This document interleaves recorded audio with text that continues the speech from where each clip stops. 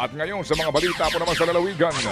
Sa mga balita nga po sa lalawigan, mahigpit na nagbabantay laban sa monkeypox ang Baguio City Health Service Office. Sa gitna po yan ng pagdiriwang ng Panagbenga Festival. Nakikipag-ugnayan na raw ang health office sa mga establishmento katulad ng mga hotel, mga spa, restaurant at iba pa para masigurong hindi kakalat ang nasabing sakit. May mga ibinigay na raw na guidelines ang health office para makatulong sa pag-iwas na kumalat ang mpox. Ang hakbang na yan kasunod ng pagkakatala ng 2 pang panibagong kaso ng mpox sa Baguio City. Sa kabuuan, may 4 na kaso na ng mpox sa nasabing lungsod. Samantala po naman, naalarma ngayon ang Health Department sa dami pong kaso ng hand, foot and mouth disease sa Cordillera Region. Sa record po ng DOH ay pumalo na po sa 171 ang kaso ng hand, foot and mouth disease sa naturang rehiyon mula Enero hanggang ngayong Pebrero lamang. Mas mataas po yan kumpara sa 101 na kaso noong po nagdaang taon. Sabi po ng DOH, posibleng mayroong nangyayaring hawaan sa loob ng paaralan at maging sa ilang barangay. Dahil dyan, nagpatupad na po ng no sharing of battle policy ang ilang paaralan sa Baguio City. Ayon sa DOH, kalimitan nakukuha ang hand, foot and mouth disease sa pamamagitan ng droplets dulot ng pagbahing o pag-ubo. Nakukuha din ito sa paghawak sa mga bagay na kontaminado ng virus, pati rin sa dumi ng tao. Sapul naman sa video ang rambula ng mga kabataan sa Lacandula Street sa San Nicolas, Cebu City.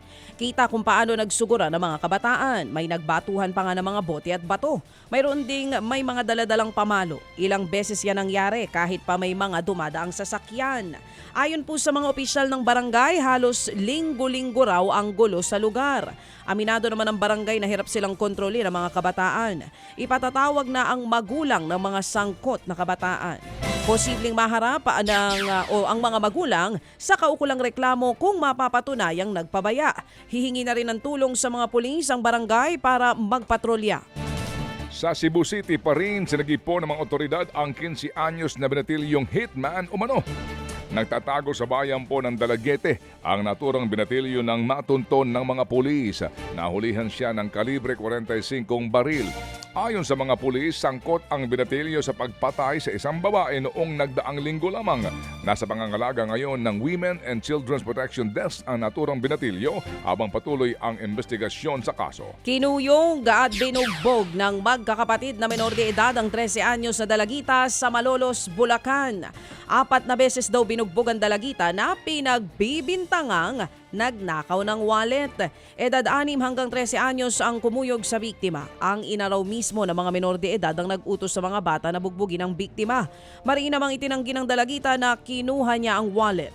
Git naman ang ina ng mga nambugbog na bata, tinatakot lamang niya ang biktima na ipabubugbog kapag hindi inilabas ang wallet. Hindi niya raw alam na ginulpi ito ng kanyang mga anak nung umalis na siya. Kinakausap na ng DSWD ang sangkot sa gulo.